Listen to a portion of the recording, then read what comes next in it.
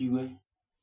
Mara nyingine tena nashukuru Mungu kwa kunipa nafasi hii ili kusudi niweze kushirikiana nawe neno la Mungu. Msikilizaji wangu mahali ulipo, kama una Biblia waweza kufungua nami katika kitabu cha Zaburi 127. Hapo ndio penye kuna ujumbe wangu. Biblia nasema, Bwana asipojenga nyumba, wajengao wafanya kazi bure. Bwana asipoulinda mji, yeye aulindaye akesha bure. Kazi yenu ni bure, mnaoamka mapema na kukawia kwenda kulala, na kula chakula cha taabu. Yeye humpa mpenzi wake usingizi. Nataka niongelee kuhusu namna jamii inaweza kukua na kuhisi uwepo wa Mungu katika kila sehemu ya maisha yao. Biblia inasema kwamba Bwana asipojenga nyumba, wajengao wanafanya kazi bure. Na tena Bwana asipoulinda mji, yeye aulindaye akesha bure. Ukisikia Biblia inaongelea kuhusu nyumba, inamaanisha baba, mama na hata watoto.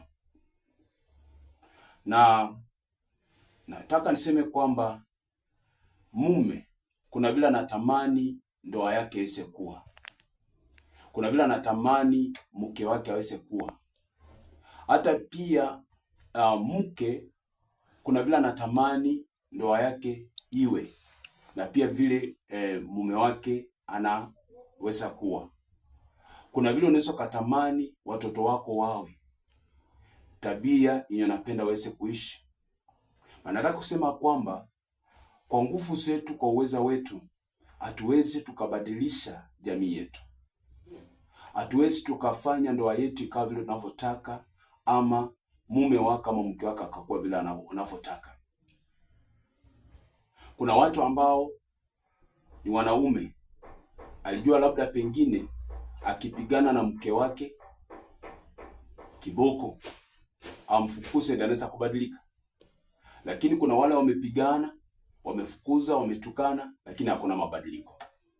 Kuna wamama ambao wameelewa kwamba labda akikasirikia mume wake amtukane, ama labda pengine kama ameenda shughuli zake akarudi late akamfungia mlango akasema kwamba rudi penye umetoka, ndio anaweza kubadilika. Lakini unapata kwamba akimwambia rudi penye umetoka, huyo mume akienda anaenda kabisa, hatarudi tena.